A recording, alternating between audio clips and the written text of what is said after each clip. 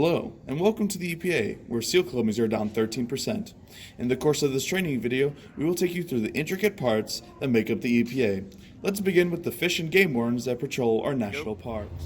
Hi, I'm a fish and game warden, and as a fish and game warden, my job is to protect the fish and game by ensuring that all hunting, boating, and fishing laws are followed.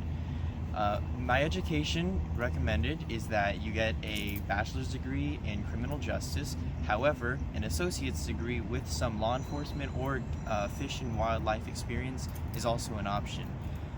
The average salary for fish and game wardens is $57,710, and the top 10% make $80,000 roughly as of 2018.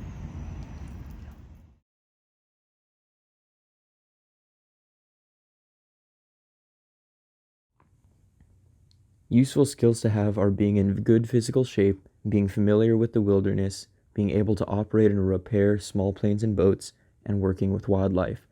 Oftentimes, there are more applicants than jobs available, and as of 2018, there are approximately 6,040 active fish and game wardens in the United States. My name is Ben Raymond, and I work for the Thailand scuba diving team. You should have heard of me because I was the person who saved those people from the cave in Thailand. But I had an issue with that because why wasn't anyone questioning an elderly man taking young kids into a cave by themselves when people would end up questioning Michael Jackson for letting little kids into his house? But that's besides the point. I'm here to talk about my profession and on how I became a professional diver. Because what ended up happening was I was 18, just received my GED, and I'm like, hey, there's a certificate I could buy for $300. It's called the Scuba Certificate, and from that I could earn $40,000 to $60,000 a year. And so then I went up to this school in Florida, and I'm like, hey, can I buy the certificate for $300?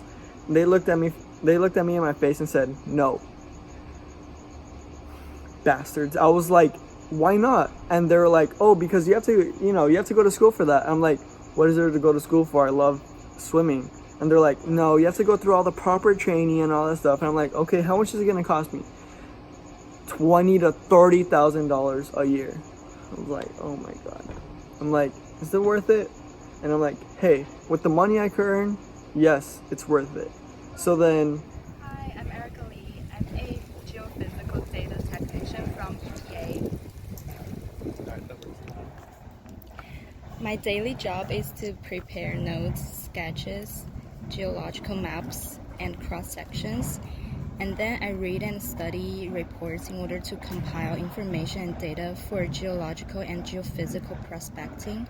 I also measure, record, and evaluate geological data using sonic, electrical, and gravity measuring instruments to prospect for oil and gas. The average salary a geophysical data technician receives in California is $52,900.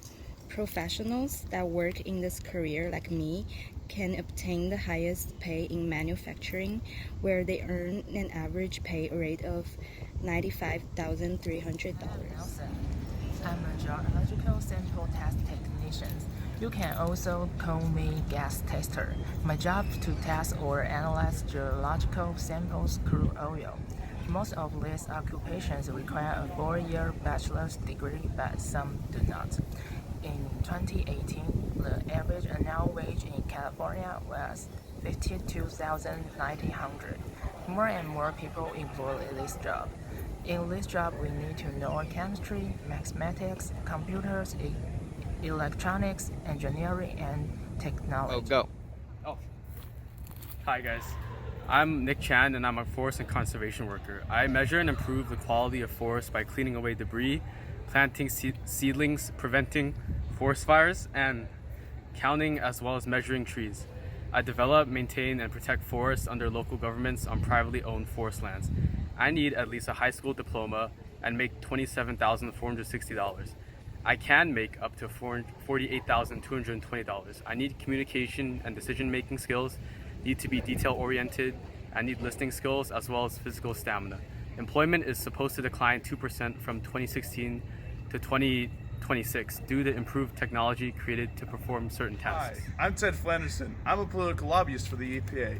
As a political lobbyist, I need to be on my toes trying to make sure that all of the politicians support what I want done in the government. I need a JD and an MPA and 3 years on Capitol Hill experience.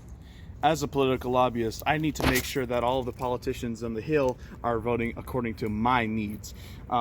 As a political lobbyist, I need a JD and an MBA, 3 years experience working on Capitol Hill, establish relationships on the Hill, and I must be registered as a lobbyist. I have proficient knowledge of legislative processes. I have outstanding communication skills, both verbal and written.